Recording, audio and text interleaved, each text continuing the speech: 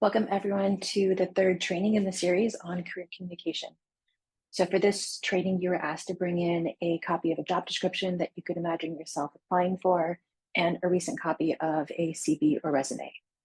So we'll work with those materials later, but first let's start with some opening reflections.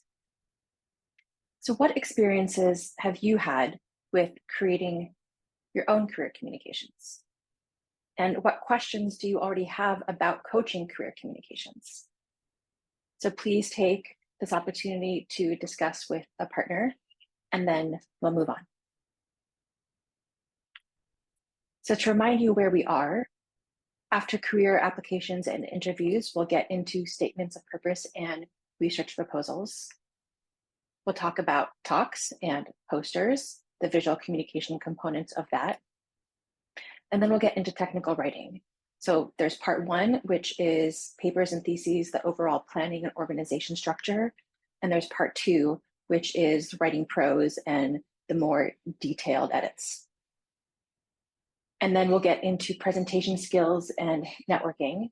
And what's new is we've added this workshop. So if you plan to, or even think that you might plan to give a workshop, then this workshop will help you develop your objectives and think about how to make the most impact out of your workshop. Even if you're not giving a workshop, you can still use the principles for developing objectives in your coaching sessions or in class projects or any other project where ultimately you want there to be an impact at the end of the event. Speaking of objectives, by the end of this session, we hope that you'll be able to explain typical application processes, including for faculty positions, but we're going to very briefly talk about faculty positions and direct you mostly to resources that are in your packet and also to your manager. We hope that you'll be able to help clients become familiar with application material expectations, tailor application materials to demonstrate what we're calling qualified match and to develop a personal brand, help clients translate experiences into transferable skills, and assess and revise application materials to be memorable, professional, and clear. So let us start with general application strategy, revisiting the who, why, what, and how. So in general, the best resource for application strategy is career advising and professional development. They can help with both general application and interviewing strategy. They can offer mock interviews, which are really important to practice before the real deal. They can help with international job searches, with negotiation, which is a very important part of the job process, and help with job searching and networking resources for underrepresented minorities, women in STEM, LGBTQ, etc. On the other hand, the Comm Lab helps with field-specific strategy. So this is discipline-specific strategy tailored for either science or engineering departments. They can help distill work for an industry resume, help with chalk talk trainings, which are common in some disciplines. But regardless of which route, the hiring process timeline varies, weeks to months in industry and months for academic positions. So you start with the application package, which includes at least your cover letter and resume and more if it's for a faculty application. And then the next round might include a phone or video interview. The next round might include an on-site or video interview. And if you are the final candidate, that is when they will perform the reference check. And then they'll make the offer and it's time for negotiations. And negotiations, I want to stress, are a normal part of the process. They may feel scary, but become easier with time. And they're completely expected. It can be challenging to think that you want a job and you may be afraid to ask for anything that may put you at a disadvantage, but negotiations will never put you at a disadvantage. They'll only give you advantage. And this is your time to really consider what is important to you that you want to ask for from the hiring manager or the hiring committee. This can be about salary, it can be about benefits, it can be about time off, it can be about in office hours versus working at home expectations. It can be about things that you're really excited to do, opportunities that you want to have, and really fleshing it out now is going to be one of the best times you have the most leverage, because yes, you want this job, but they want you. And so the intention is to attract you to the position because you are their top candidate and make you want to sign the contract. And then once you've done your contract, it's your first day. So as you're considering this whole timeline and applications, the recommended strategy that we have is to invest in customizing fewer applications over sending out many generic ones. As a hiring manager, it's very obvious when an application is not customized, it's generic, it doesn't use any particular language from the job listing or from the website or from the organization, and it becomes easier to dismiss. So after this recommended strategy, Career Materials follow the same who, why, what strategy as the other communication products that we've been talking about. And in this case, who is the organization? The why is to have a match with a position that aligns with your professional goals. What you want to communicate is your brand and that you're a qualified match. And we'll get more into that in a little bit. And then how you want to communicate that is by demonstrating your match, demonstrating your transferable skills, and using visual hierarchy. So let's start with the why. You can help clarify your short-term and long-term goals and help your clients clarify their short-term and long-term goals by thinking about specific questions. So a short-term goal might be to get an interview and eventually a position. And the questions to clarify are, why do you want this position? And what makes you a good match for this position? And this is just as true is if it's for your dream job or if it's just for a job. These are still questions to clarify for yourself and ultimately to the hiring manager. Long-term strategic goals include establishing a career with your values. And so questions to clarify here, what are your values? What is your professional trajectory? And how does this position help support or further your professional goals? And you don't have to have answers for these that are never going to change. They will likely change. But what are your values right now? What is your professional trajectory right now? And so how can this position help you right now? So once you've thought about what your strategic goals are, it's time to research as much as possible about the organization and position. So what does the company or agency or university care about? What are their mission and values? What are they currently working on? What do they need? So to answer these questions, you can look at their website, social media, LinkedIn, do as much internet sleuthing as possible. You can then activate your network. Do you know anyone who has worked at the organization, who has had similar positions? Anyone that can direct you towards more resources or help you with any questions that you have. And through this, you can ask, who's going to read your application? Sometimes this is just a matter of reaching out to the email that is on the job listing. And sometimes you might get a specific name. Sometimes you might be told just to address your application to the hiring manager. But the more specific that you can be, the more noticeable it's going to be for the hiring manager or the hiring committee. And finally, conduct informational interviews. So this is a term for listening and learning conversations that you have with people who are in similar positions and you want to learn from them.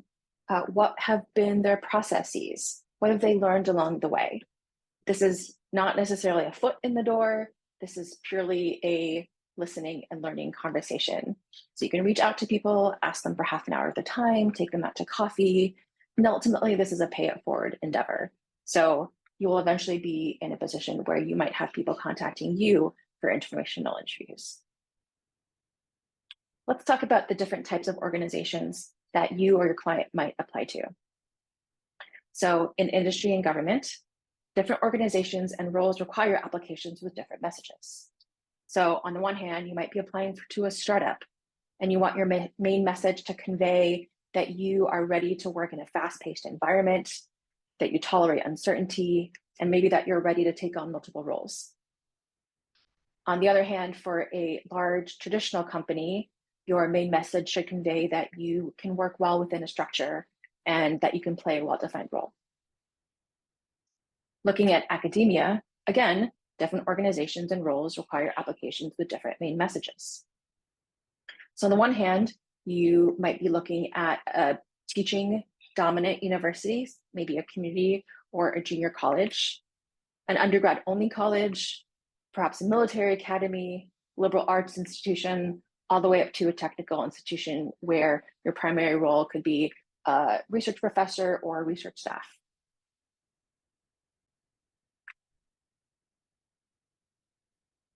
So now that we've considered why you're applying for a job and who your application is for, what you want your career materials to highlight is a qualified match and transferable skills. So you can help identify the client's strengths and goals, including their skills, their personality, their values, and help them identify the organization's needs, their mission, position, culture, projects, and goals. And where that Venn diagram intersects, that is qualified match. And that is what their career materials should highlight.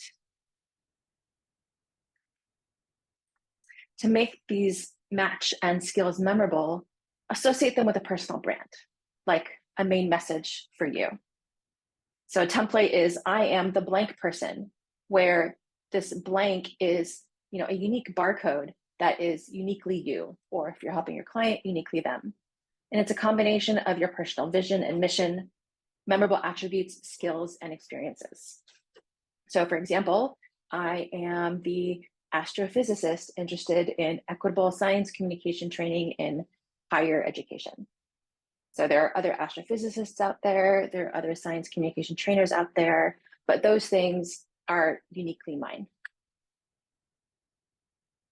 And then once you've thought about what it is that you want to say, what that qualified match is, what that personal brand is, how you say it could be made memorable by using keywords, especially from the job listing, action verbs, concrete actions, quantified impacts, and visual hierarchy. So we'll go through all of these components for the rest of the training and show how they get applied. So starting with CVs and resumes. Now I'm going to pop up this structure diagram that has typical structure for resume and CV. We're going to focus mostly on the resume section, but this is in your packet to go over in more detail. And if you have any questions, especially about the CV component, I encourage you to reach out to your managers. So let's start by applying keywords to CVs and resumes. So I'm going to show you a job description.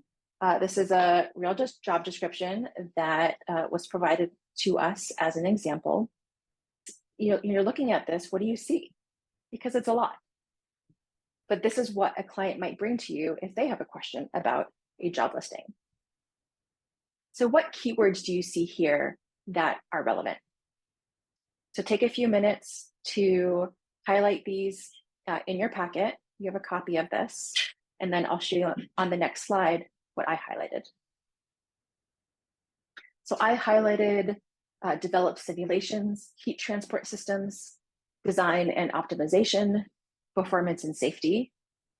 And then look, reactor safety is in the next bullet point. So safety has been mentioned twice here.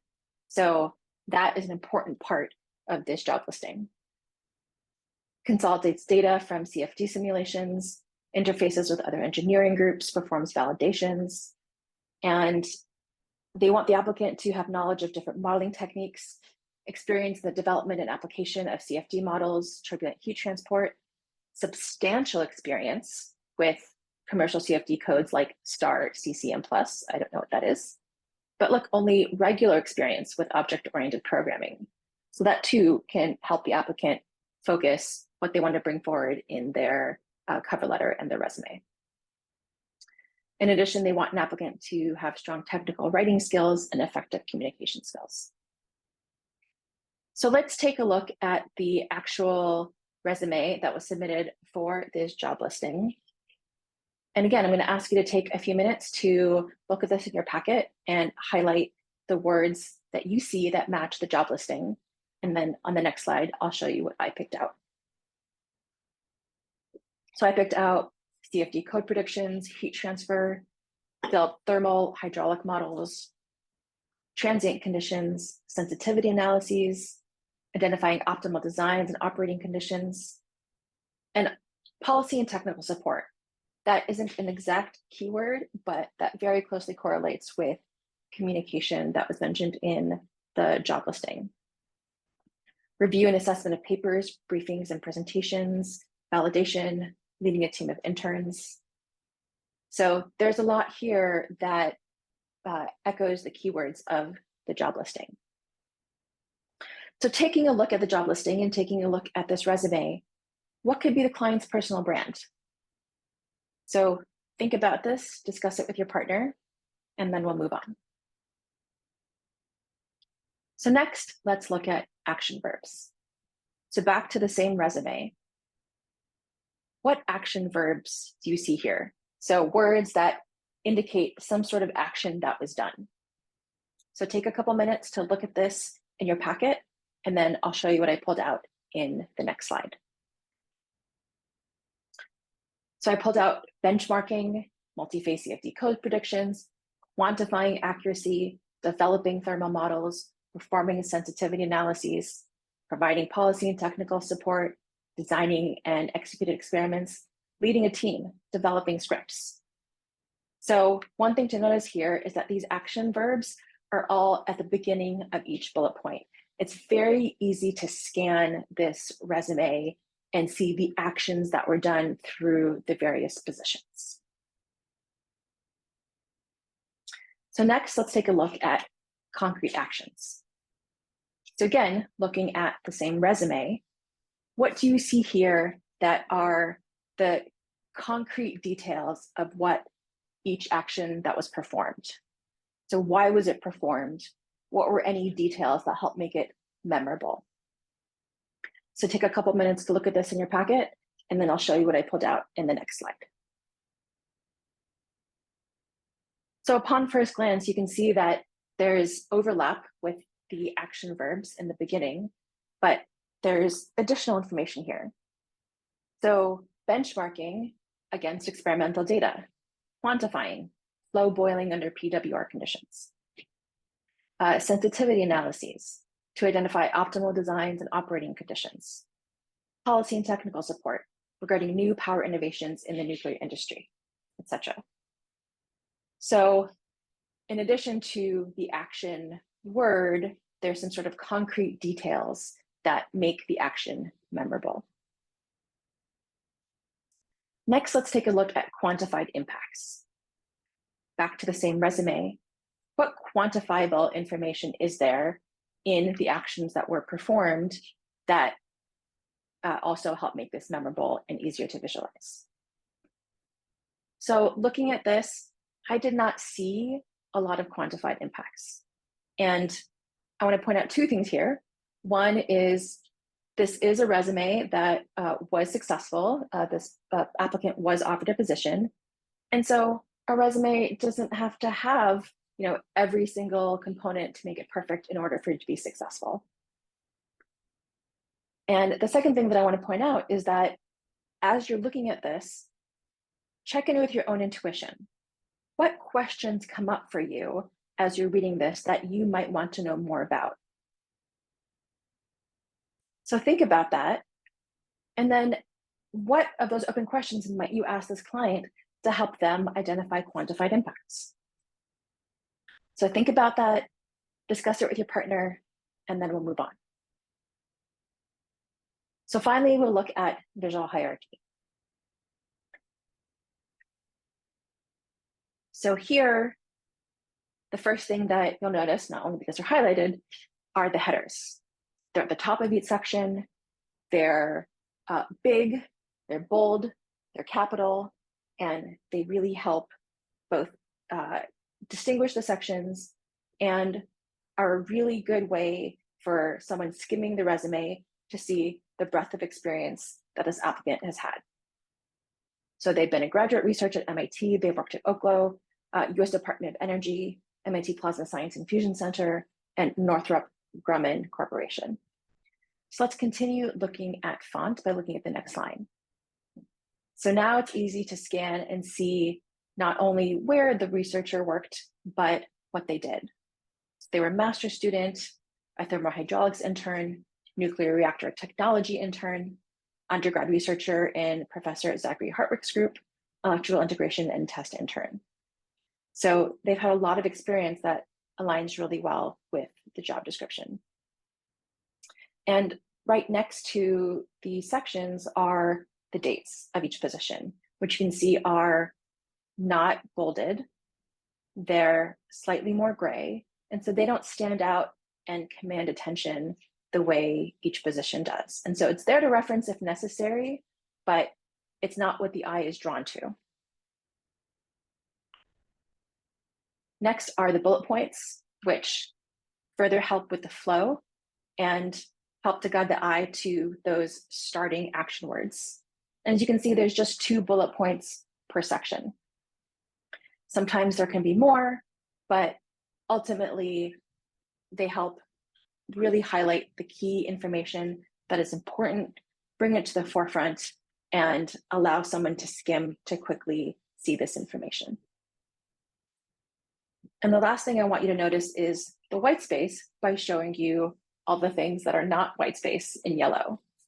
So if you're like me, this feels really overwhelming to look at, but even with everything highlighted in yellow, you can still see that there are these sections that are divided by this white space. There's the same structure to each experience section. There's the same structure to each bullet point section. And you can still see that there are 5 key experiences here that this applicant is trying to convey. So white space is to our eyes, just like pauses are to our ears. They help us process, distinguish between different parts. They allow us to rest a little bit and not feel overwhelmed. And so white space is just as important in a resume as all the text that is there to communicate content. Because if something is hard to read, it's hard to scan over, it's going to be less likely that a hiring manager is going to spend time looking at it. So here is the actual resume. And I want to point your attention to the bottom where there are these other interests and activities. Society of Women Engineers, this person plays piano, is engaged in music composition. They've held US secret security clearance. That's pretty cool. But there's this room to show that there's more to the person, to their experience, to their abilities than just their strictly professional experience. And I would say most applications that I have seen include some sort of information about the person that conveys their additional interests, their goals, their experiences, and these can be just as valid and interesting as the personal experience as well, as long as there is a reason why you're putting them there.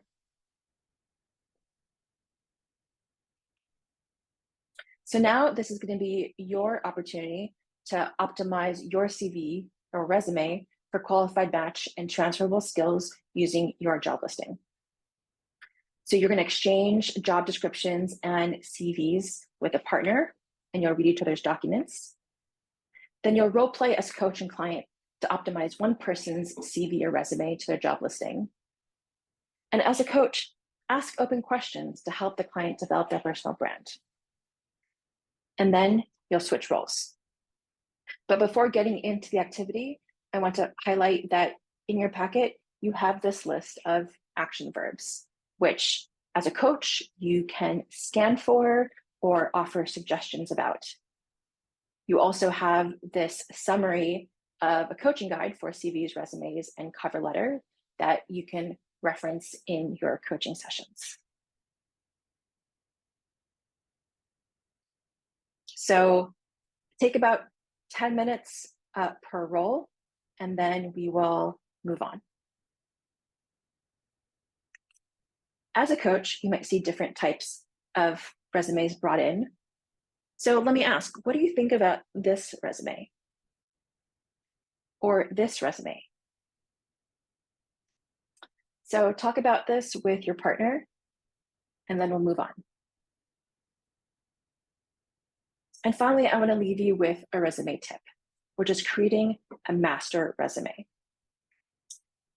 So this is a way to keep track of events and details, perhaps starting in a calendar, and maybe at the end of every month or 6 months or 12 months, scan through your calendar and add all of your events to your master resume.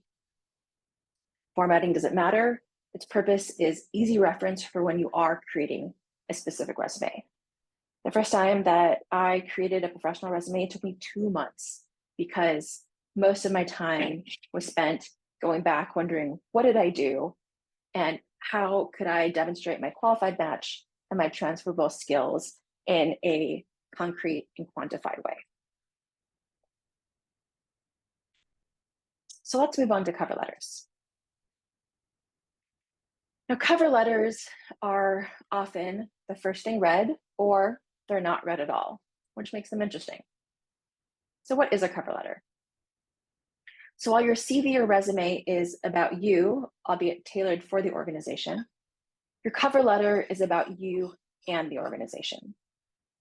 It's not just a summary of your CV, but it can elaborate on the details.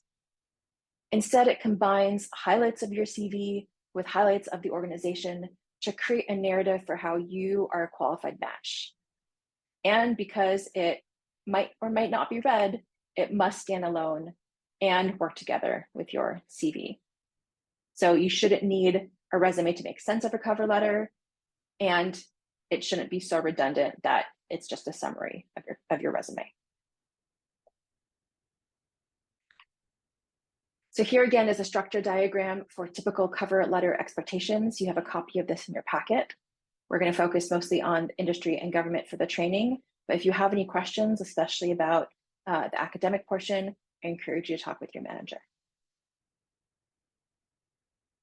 And again, we'll talk about how to apply these components to make your match and skills memorable, except instead of focusing just on the applicant, now focus on the applicant and the organization. So here is a cover letter that matches the resume for the job description that we've been looking at. So as you're looking through this, what do you notice? What keywords, action words, concrete actions, and quantified impacts do you see that are effectively redundant with the resume or are different from the resume? So take a few minutes to look at this in your packet, and I'll show you what I pulled out on the next slide. So I pulled out that this is a nuclear engineering master's of science student interested in engineering thermal hydraulic systems of nuclear reactors to ensure safe and efficient deployment of advanced reactors. I think that is a great personal brand. And you can see that they've highlighted safety, which is mentioned twice in the job description. So some similar things to the resume, benchmarking CFD models, implementing and assessing performance. But here they mentioned STAR CCM, which they did not mention in the resume, but was mentioned in the job description as something that was important for an applicant to have strong familiarity with. And look, here they also mentioned that while working in small and large teams, they worked on a team of 22 students. That is much more memorable than simply saying a team of students, and could warrant further questions about leadership experience. Here they also mentioned that they were a communication coach in their department. But while this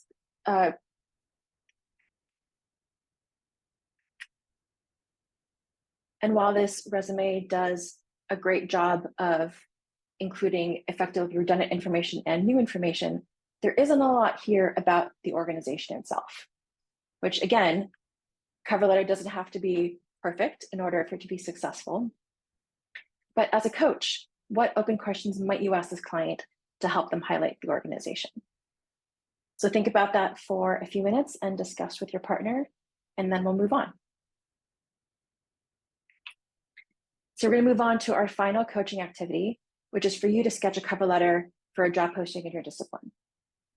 So for the same job description, draft 3 bullet points for a cover letter that you might use, and then role play as coach and client to optimize one person's cover letter to their job listing. And as the coach, ask open questions to help the client develop their narrative. And then switch roles. So now let's move on to faculty applications. Most of this information is in your packet, but I'm just going to go through it for familiarity. So for a faculty job application, expected components can vary significantly by field and by school. They are going to include the typical cover letter and CV, but they'll also include a research statement, a teaching statement, letters of reference, and perhaps, and more frequently now, a diversity statement. Then in-person interviews might include a chalk talk, which can be discipline specific. These can be closed door sessions where it's just you and the hiring committee. It could also include an open talk where you're talking to more of the department. And all of these components for a faculty application must, again, stand alone, but also work together. And together, they need to prove 5 things across all the documents. So one is that you're working towards a valuable vision. So unlike an industry job where you might be expected to fit into an existing position or research direction, for a faculty application job, you are proposing a whole new research direction. And so it is your personal and unique vision. That includes working on real and challenging problems, but whose proposals are feasible. You want to demonstrate success and that you're well matched to the institution and its resources. So focusing on the research and teaching statements, the research statement usually demonstrates future potential, but in some cases, you're asked to focus on past success. It's a balance of novelty and risk, and you can consider including an executive summary if it's long. A teaching statement introduces your pedagogical philosophy. So not only what do you teach, but how do you teach and why? And how do you assess? It's your opportunity to give concrete examples of that philosophy in action and explain how you'd strengthen the curriculum via new and existing classes.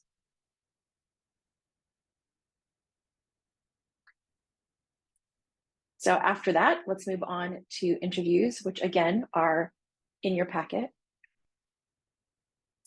And typical interview expectations for industry job talks might be in the 30 to 60-minute range and talks mostly about relevant past projects. This is a great time for you to ask questions in detail about the projects that you learned about or would like to learn about at that organization.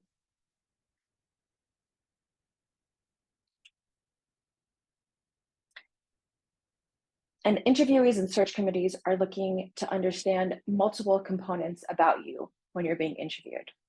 So there's the technical component. Who are you as a scientist or engineer? And do you know what you're talking about?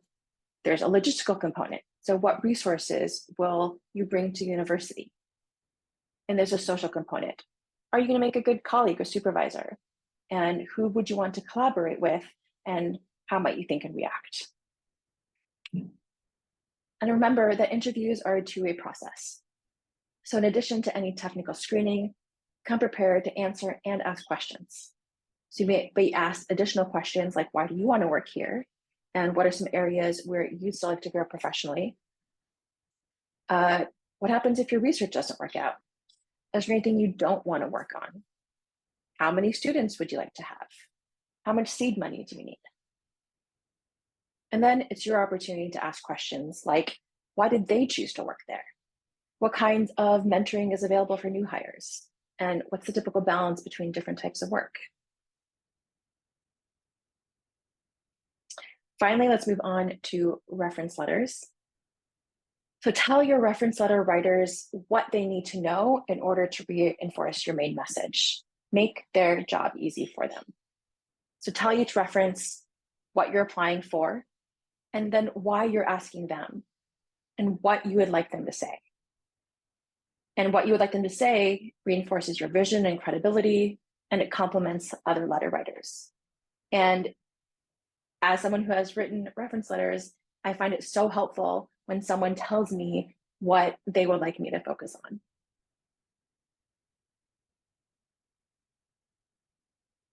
So there's also this in your application packet, which is a summary for faculty applications. Again, I encourage you to look through it. And as you have any questions, please speak with your manager.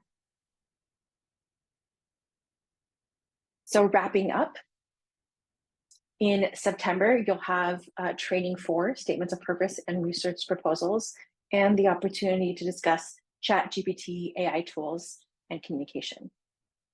And in October, you'll have training 5, planning talks and posters, and you'll have the opportunity to film yourself coaching.